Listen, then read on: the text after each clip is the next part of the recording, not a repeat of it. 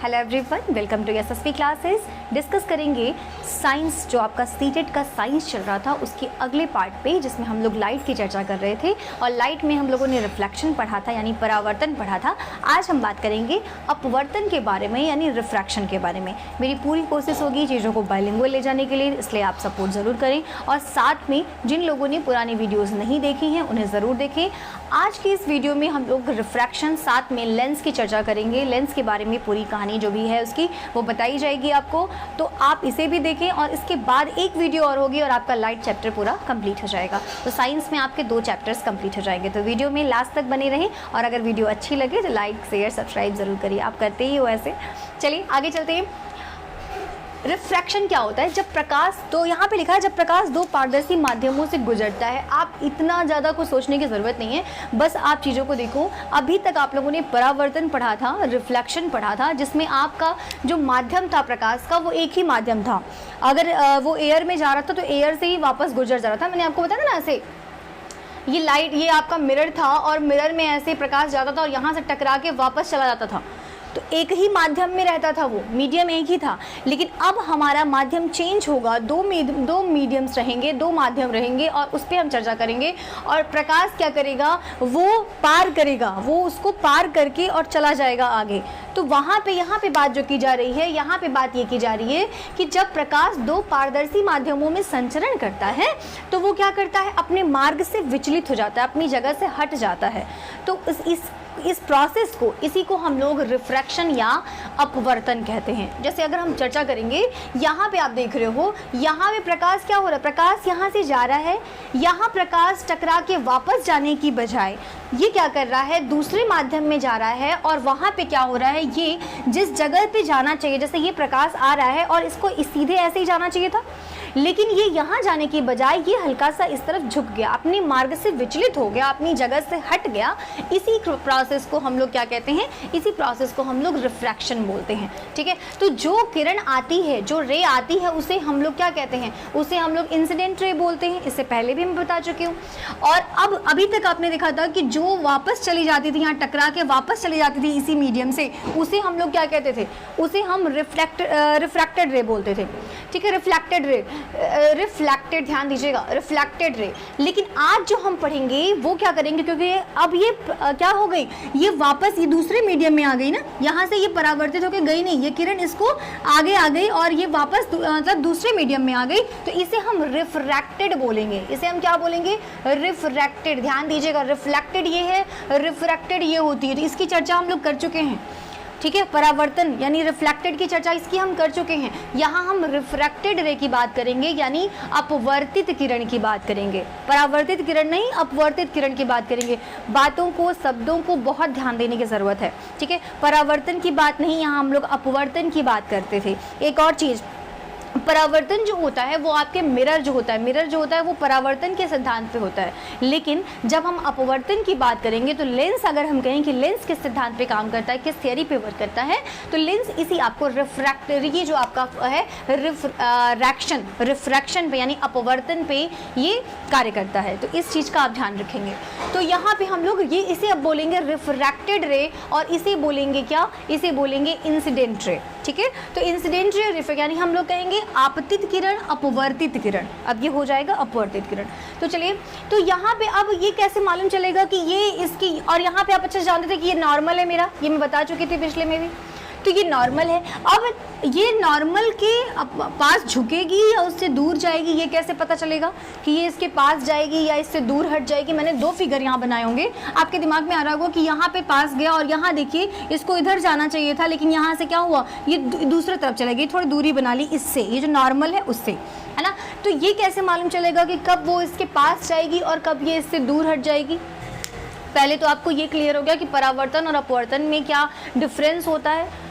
अपवर्तन में 2 माध्यम आपके होंगे, वो एक माध्यम से जब दूसरे माध्यम में कोई किरण, प्रकाश किरण जाती है और वो अपने मार्ग से विचलित हो जाती है, वो क्या होता है, उस प्रोसेस को हम लोग अपवर्तन कहते हैं, यानी पार कर जाती है चीज़ें। तो ये तो हो गया तुम्हारा, ये आपका क्या हो गया, ये आपका अपवर्तन हो गया। यहाँ जब आप आओगे, यहाँ से जब इधर आओगे तो ये पूरी प्रोसेस यहाँ कब ये पास आएगी, कब दूर जाएगी, ये आपको एक ट्रिक के थ्रू याद रखना पड़ेगा। यहाँ मैंने लिखा था विष और सवि, विष ये एक माध्यम होता है विरल माध्यम, एक होगा आपका विरल माध्यम और एक होता है आपका सघन माध्यम, यानी डेंसर, इसको डेंसर बोलते हैं, और ये होता है आपका रेयर। ठीक है, तो जब प्रकाश किरण किसी विरल माध्यम से सघन माध्यम में जाती है, ठीक है, विरल माध्यम से सघन माध्यम में यानी रेयर मीडियम से डेंसर मीडियम में जाती है, तो वो क्या होती है, वो अभिलंब की तरफ, ये जो आपका नॉर्मल है अभिलंब की तरफ झुक जाती है, इसकी तरफ ऐसे झुक जाती है। तो ये कैसे याद होगा कि कब झुकेगी, और जब जस्ट इसका उल्टा करेंगे, अगर वो सघन से विरल में जाएगी तो अभिलंब से दूर हटेगी। कैसे याद करेंगे, एक आपने विष याद किया और एक आपने सवि याद किया। तो विष वाले में विष जहर होता है, हालांकि विष लिखते दूसरे टाइप से हैं, लेकिन यहाँ पे मैंने ऐसे लिखा क्योंकि स वाला सघन वाला स ऐसा होता है। तो विष आपका जो हो गया जहर, ठीक है, जहर पीने के बाद इंसान खड़े तो रह नहीं पाएगा, वो झुक जाएगा, है ना। तो यहाँ पे आप ध्यान रखेंगे कि जब विष यानी विरल पहले आया, हमने वी पहले लिखा, यानी विरल से कहाँ जा रही है, सघन में। तो जब विरल से सघन में जाएगी तो अभिलंब की तरफ, नॉर्मल की तरफ झुक जाएगी, और जब जैसे ही इसका सघन जैसे उल्टा कर देंगे आप, सवि कर देंगे, यानी सघन से विरल जाएगी तो अभिलंब से दूर हट जाएगी। सभी मतलब सभी, एक तरीके से सभी लीजिए, और सभी क्या होंगे, जब आप प्रॉब्लम में होते हैं तो आजकल की लाइफ में सभी आपसे दूर चले जाते हैं। तो बस यहाँ समझ जाइएगा कि यहाँ पे आपको दूर जाना है, इससे दूर, तो यहाँ पे हो जाएगा नॉर्मल से दूर। तो ये क्लियर आपका हो जाएगा, ठीक है। आप चीज़ों को कभी कभी क्या होता है ना, क्वेश्चंस आपको थियरी बेसिस पे दे देते हैं, और वहाँ पे आपसे ऐसे ही लाइनिंग पूछेंगे कि प्रकाश सघन माध्यम से अगर विरल माध्यम में जाएगी, उस कंडीशन में प्रकाश अभिलंब से दूर हटेगा या पास आएगा। तो उस कंडीशन में आप इन जो भी बातें आज को आपको बता रही हूँ वो आपके काम आएगी, और ट्रिक बहुत याद आती है उस समय, ठीक है, तो ध्यान रखिएगा। अब हम आपको बात करेंगे कि क्या क्या इसके एग्जाम्पल्स हैं, कैसे कब कब होते हैं अपवर्तन। देखो क्वेश्चन आपसे एग्जाम में पूछेगा, आपसे एग्जाम्पल्स से क्वेश्चन बहुत ज़्यादा अक्सर करके पूछ लेते हैं कि आपका जो अगर जल में किसी छड़ी को डाल देते हैं या फिर कोई पेंसिल डाल देते हैं तो वो सीधा ना होने की बजाय हमको थोड़ा सा टेढ़ा दिखाई देता है या झुका हुआ दिखाई देता है या फिर कहते हैं तिरछा दिखाई देता है, तो आपसे कहा जाएगा कि वो किसका एग्जाम्पल है, अपवर्तन का है, परावर्तन का है, अभी आगे आप पढ़ोगे प्रकीर्णन का है। तो ऐसे करके आपका क्या है, इस तरीके से पूछा जाता है। तो आपको जब पता होगा तो आप करोगे ना। तो यहाँ पे बात की जाती है कि ये किसका एग्जाम्पल है। तो यहाँ मैंने कुछ एग्जाम्पल्स लिखे हैं जो आप अच्छे से याद कर लीजिए, ये एग्जाम्पल्स अक्सर करके आपसे पूछे जाते हैं। तो देखिए, जल में डूबी हुई छड़ टेढ़ी दिखाई देती है, ठीक है, किसकी वजह से, अपवर्तन की वजह से। मेरी बात समझना, अगर आप जल में आपका जो ग्लास में आप पानी ले लीजिए, ठीक है, उसमें आप कोई पेंसिल डाल दीजिए, ठीक है, और पेंसिल डालने के बाद आप ज़रा देखेंगे जो कांच की ग्लास होती है ना उसको लीजिएगा जिसमें आपको दिखाई दे, तो उसमें आप पेंसिल डालोगे तो आपकी पेंसिल जो सीधी दिखाई देती थी वैसे सीधी है, और पेंसिल आप सीधी ही रख रहे हो, लेकिन वो हल्का सा ऐसे इस तरीके से दिखाई देगी, थोड़ी सी टेढ़ी। क्यों दिखाई देगी? क्योंकि पहले वाला जो मीडियम है वो एयर है। आप देख रहे हो ना, ऊपर वाला जो पार्ट है एयर में है, पेंसिल आधी पेंसिल तो आपकी एयर में है, और जो पानी के अंदर चला गया तो वो क्या हो गया, वो क्या हो गया, यहाँ वाला तो विरल माध्यम हो गया और ये क्या हो गया आपका सघन माध्यम हो गया। तो क्या होगा, जब विरल से सघन में जाएगा तो झुक जाएगा ना, अभिलंब की तरफ झुक जाएगा। ये आपका पानी है, यहाँ से ये आपका पेन आ रहा है, हल्का सा क्या हो रहा है, आप पेन डाल रहे हो तो हल्का सा ये झुका हुआ दिखाई दे रहा है, ठीक है। तो ये आपका क्या है, ये आपका विरल माध्यम है और ये आपका सघन माध्यम है पानी। तो इसकी तरफ क्या होगा, अभिलंब की तरफ झुकेगा ना ये, तो आपका पेंसिल हल्का सा टेढ़ा दिखाई देगा, ठीक है, ये वजह होती है। तो कुछ एग्जांपल्स आपको यहाँ पे दिखाई देंगे, जैसे तारों का टिमटिमाना, तारे भी टिमटिमाते हैं तो उसका भी यही अपवर्तन ही उसका एक एग्जाम्पल होता है। ऐसे ही अगर हम मछली का वास्तविक गहराई से ऊपर उठना दिखाई दे तो वहाँ पे भी यही होता है। अब यहाँ पे मैंने एक फिगर बनाया, आप ध्यान से देखना, जैसे ये मछली है, ध्यान से देखिएगा, मछली है, ऊपर का माध्यम तो मेरा विरल है, नीचे का जब पानी वाला जो पार्ट है वो तो सघन है। प्रकाश यहाँ पे आई, ठीक है, प्रकाश यहाँ पे आई, जब प्रकाश यहाँ पे आएगा, ठीक है, तो यहाँ से प्रकाश जब वापस जाएगा, टकराने के बाद जब प्रकाश वापस जा रहा है तो पहले तो उसको सघन माध्यम मिला, फिर उसको जब वापस जाएगा आंखों तक यहाँ तक तो यहाँ सघन मिला, फिर जाके आपका क्या विरल मिलेगा, ठीक है। तो सघन से क्या होगा, विरल जाएगा, तो ये क्या होगा, थोड़ा सा ऊपर उठता हुआ या दूर जाता हुआ दिखाई देगा। तो ये जो प्रकाश है, ये प्रकाश ऊपर की, ये जो आपका मछली है हल्की सी उठी हुई दिखाई देगी, किस वजह से, अपवर्तन की वजह से ही ये मछली क्या होगी, ऊपर दिखाई देगी। इसी कारण आपका जब सूर्योदय होता है, सूर्य जब सुबह टाइम में उगता है तो हल्का सा पहले से ही वो जो आपका आसमान होता है रेडिश सा दिखाई देता है और आपको लगता है कि हाँ अब सूर्य उगने वाला है, ठीक है। हालांकि वहाँ सूर्य होता नहीं है, सूर्य उठा हुआ आपको दिखाई देता है, सूर्य आता हुआ दिखाई देता है। किस वजह से? इसी वजह से दिखाई देता है, ठीक है, क्योंकि वो वो आपको उठा हुआ दिखाई देता है अपवर्तन की वजह से, और पहले ही रेडियस आता है। बाद में जब आता है तो रियल वाला सूर्य जो आपको दिखाई देता है वो पीले कलर का, वो आपका हो जाता है, ठीक है। तो स्टार्टिंग में आपको जो सूर्य के लिए की वजह से वो किरणें दिखाई दे रही हैं, वो जो रेड कलर का सूर्य दिखाई दे रहा है आपको, वो क्या है? शुरुआत में जो निकल रहा है, तो वो या आपका अपवर्तन की वजह से वहाँ पे रेडनेस आ जाती है, वो रेड हो जाता है और उठा हुआ सूर्य दिखाई देता है। तो आपसे अगर कोई पूछे कि सूर्योदय के बाद और सूर्योदय के पहले लाल दिखाई देना, सूर्य का लाल दिखाई देना, वो क्या होता है? वहाँ पे जो लाल दिखाई देता है किस वजह से दिखाई देता है? वो आपके अपवर्तन की वजह से।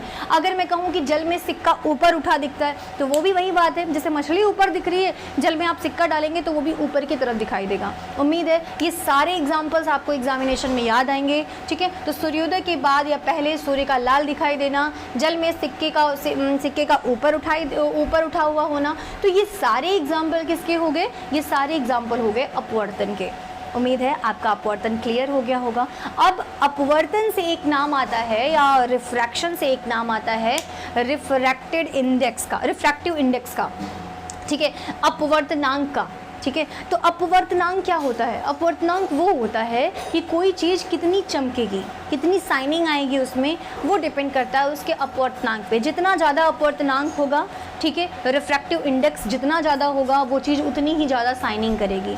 अगर मैं हीरे की बात करूँ तो हीरे का रिफ्रैक्टिव इंडेक्स ज़्यादा होता है, ठीक है, जल की अपेक्षा, कांच की अपेक्षा। तो ये क्या होगा? अपवर्तनांक जिसका ज़्यादा होगा, ठीक है, वो ज़्यादा चमकेगी। तो ये चीज़ होता है, इसीलिए मैंने यहाँ पे एक सिंबल लगाया है, अपवर्तनांक इज़ डायरेक्टली प्रोपोर्शनल टू चमक, यानी रिफ्रैक्टिव इंडेक्स जो होगा वो शाइनिंग के डायरेक्टली प्रोपोर्शनल होगा। तो ये आपको समझ में आएगा कि अपवर्तनांक जितना ज़्यादा किसी चीज़ का अपवर्तनांक होता है, रिफ्रैक्टिव इंडेक्स होता है, उतना ही ज़्यादा वो चीज़ शाइनिंग करेगी। अब रिफ्रैक्टिव इंडेक्स अलग अलग 3 फार्मूले होते हैं, जिसकी वजह से फार्मूलाज होते हैं, जिसकी वजह से ये चीज़ें आपको अपवर्तनांक आप निकाल पाते हैं, ठीक है।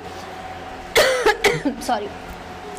और एक और चीज़ है आपकी, यहाँ पे आपको दिख रहा होगा sine I upon sine R is equal to नियतांक, जो मैंने लिखा हुआ है।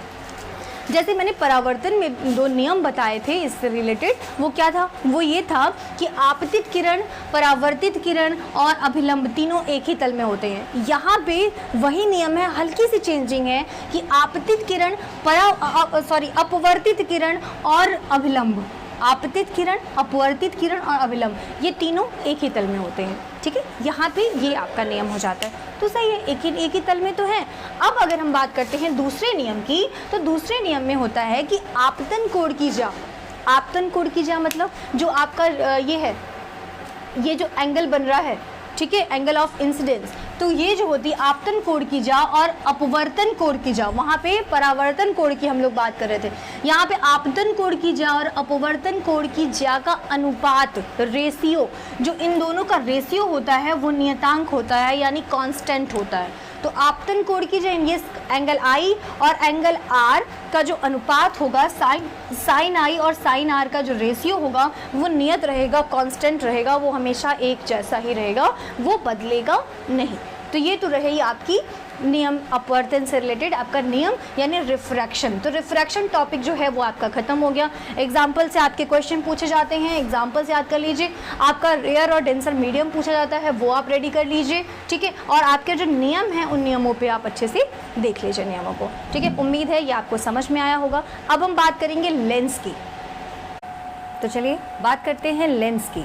यहाँ पे लेंस के बारे में बात करेंगे। उत्तल लेंस, लेंस 2 प्रकार के, वैसे ही जैसे आप दर्पण पढ़ रहे थे तो उत्तल दर्पण और अवतल दर्पण था, सेम वैसे ही आप पढ़ेंगे उत्तल लेंस और अवतल लेंस, ठीक है। तो अगर आप उत्तल लेंस की बात करते हैं तो यहाँ पे उत्तल लेंस में क्या होता है, बीच का जो भाग होता है वो आपका वो मोटा होता है और किनारों पे पतला होता है, ये होता है उत्तल लेंस। और अवतल लेंस में बीच का पार्ट आपका पतला होगा और किनारों पे इस तरीके से आपका मोटा होगा, जो कि यहाँ पे बना हुआ है, ठीक है। तो उत्तल लेंस में जिसमें अपवर्तन जो होता है उठे हुए पार्ट से होता है उसे हम कहते हैं उत्तल लेंस, और जिसमें आपका दबे हुए पार्ट से होगा उसे हम बोलेंगे अवतल लेंस, ठीक है। तो अभी आप यहाँ पे क्या देखेंगे, यहाँ पे आप ये देखेंगे कि उत्तल लेंस कैसे वर्क करता है, कहाँ पे इसकी ज़रूरत पड़ती है, ये सारी चीज़ें अब यहाँ देखेंगे। यहाँ पे आप देख रहे हैं कि ये क्या करता है, ये चूँकि मोटा होता है, ये लेंस मोटा होता है, तो क्या करता है, किरणों को दूर तक जाने नहीं देता और ये सारी किरणों को, जो भी किरणें आ रही हैं उनको एक जगह लाके इकट्ठा कर देता है। ठीक है, तो यहाँ पे क्या हो रहा है, इसीलिए इसे क्या कहते हैं, इसे कहते हैं कन्वर्जिंग या अभिसारी लेंस। ठीक है, इसे कन्वर्जिंग लेंस बोलेंगे या फिर अभिसारी लेंस बोलेंगे। जैसा कि आपने पढ़ा था किसमें, अवतल दर्पण में पढ़ा था, जस्ट उसका रिवर्स पढ़ेंगे, उत्तल लेंस पढ़ेंगे। यहाँ पे उत्तल लेंस में वही चीज़ें पढ़ेंगे, कन्वर्जिंग ये लेंस हो जाएगा और वहाँ पे हम लोगों ने अवतल दर्पण के बारे में ये चीज़ें पढ़ी थी। ठीक है, अब देखिएगा ज़रा, ये सारी किरणों को क्या किया, एक जगह इसने इकट्ठा कर दिया। यानी जब कम दूरी की चीज़ें, जो भी चीज़ें कम पास वाली जो चीज़ें होंगी वो बड़े ही अच्छे से आपको क्लियर दिखाई देंगी। ठीक है, तो पास की चीज़ें आपको, ये किरणें क्या होती हैं, कम दूरी तक जाती हैं और पास की चीज़ें आपको बड़े ही अच्छे से दिखाई देती हैं। यहाँ पे क्या है, पावर क्या होता है, पावर ज़्यादा होता है, ये चीज़ों को क्या करता है, बड़ा करके जूम करके दिखाता है। ठीक है, तो आप चीज़ों को जूम करने का काम करेगा, ये कौन करेगा, उत्तल लेंस करेगा। ठीक है, तो ये हो गई आपकी। अगर मैं अवतल की बात करूं तो यहाँ पे क्या होगा, जस्ट इसका उल्टा, ये डाइवर्जिंग का काम करेगा, किरणों को फैलाता है, ये किरणों को फैलाने का काम करता है। आप देख रहे हैं, ये किरणों को फैलाने, क्योंकि लेंस पतला है, पतला लेंस क्या करता है, किरणों को फैलाने का काम करेगा, है ना। तो ये किरणों को फैलाने का काम करता है, इसीलिए हम इसको डाइवर्जिंग लेंस बोलते हैं। तो क्या होगी, किरणें दूर तक जाएंगी, यहाँ मैंने ये लिखा है, किरणें आपकी क्या होंगी, दूर तक जाएंगी। तो क्या होगा, जब किरणें दूर तक जाएंगी तो आपको दूर की चीज़ें बड़े ही अच्छे से दिखाई दे पाएंगी अगर ये लेंस लगेगा तो। ठीक है, अब यहाँ पे पावर क्या होगा, पावर कम हो जाएगा।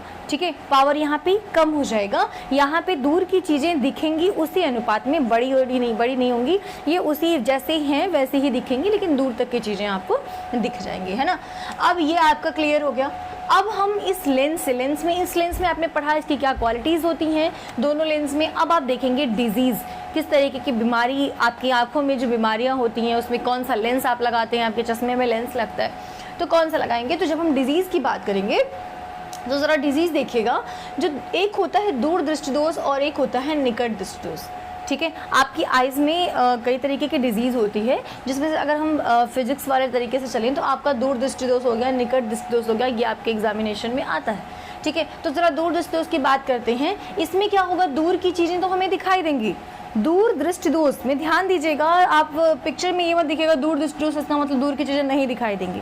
आपको दूर की चीज़ें तो दिखाई देंगी, लेकिन निकट की चीज़ें, पास की चीज़ें आपको दिखाई नहीं देती हैं। तो इसे बोलते हैं हाइपरमेट्रोपिया। इसे क्या बोलते हैं, हाइपरमेट्रोपिया। इसमें दूर की चीज़ें दिखाई देती हैं लेकिन पास की चीज़ें नहीं दिखाई देती हैं। तो पास की चीज़ों को बढ़िया से देखने के लिए किस लेंस में पास की चीज़ें बढ़िया दिखती हैं, उत्तल में, है ना, अभी मैंने बताया। तो इसमें पास की चीज़ों को देखने के लिए हम किसका यूज़ करेंगे, उत्तल लेंस का यूज़ करेंगे, यानी मोटे वाले लेंस का यूज़ करेंगे, जिसमें किरणों को एक जगह इकट्ठा किया जाएगा और हमें चीज़ें बड़े ही अच्छे से दिखाई देंगी। तो जब भी आपसे पूछा जाए कि दूर दृष्टि दोष में या हाइपरमेट्रोपिया में किस टाइप के लेंस का यूज़ करते हैं, तो आप बताएंगे उत्तल लेंस।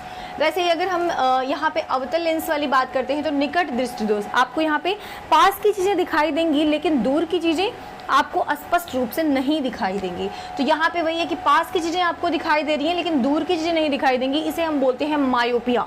इसे क्या बोलते हैं, मायोपिया। देखिए ये बहुत कम लोगों में दिखाई देती है, ठीक है, कि आपको दूर की चीज़ें दिखाई दे रही हैं लेकिन पास की चीज़ें नहीं दिखाई दे रही हैं, तो ये बहुत कम लोगों में होता है। लेकिन ये चीज़ें आप अक्सर में देखोगे कि पास की चीज़ें तो दिखती ही दिखती हैं लेकिन दूर की चीज़ें नहीं दिखाई देती हैं। तो ये आपका हो जाता है, यहाँ पे आप पतले लेंस का प्रयोग करेंगे जिसमें प्रकाश क्या है, दूर तक जाएगा और आपको चीज़ें अच्छे से दिखाई देंगी। तो यहाँ पे क्या करेंगे, आप अवतल लेंस का प्रयोग करेंगे। तो ये आपका क्लियर हो गया, क्योंकि इसमें क्या करेंगे, लेंस आपका पतला रहेगा, किरणें दूर तक जाएंगी, अपसारी लेंस है ये, और फिर क्या होगा, पावर उसका कम रहेगा, ये आपको चीज़ें बड़े ही बेहतर तरीके से दिखाई देंगी पास वाली, सॉरी दूर वाली। ठीक है, तो ये आपका क्लियर हो गया। अब देखिए इसके अलावा भी अगर हम बात करें तो ट्रैकोमा डिजीज़ होती है आपकी आंखों में, आपका कलर ब्लाइंडनेस हो जाता है, डाल्टोनिज्म हो जाता है। कलर ब्लाइंडनेस में क्या होता है, इसमें ग्रीन और रेड में आप फ़र्क नहीं कर पाते हैं, है ना, हरी चीज़ और लाल चीज़ में आपको फ़र्क नहीं दिखाई देता। डाल्टोनिज्म में आपको रेड नहीं समझ में आता, रेड कलर में दिक्कत होती है देखने में। तो ये तो आपका हो गया और ये आप बायोलॉजी के थ्रू देख ले, बायोलॉजी वाले में देखेंगे इसको आप।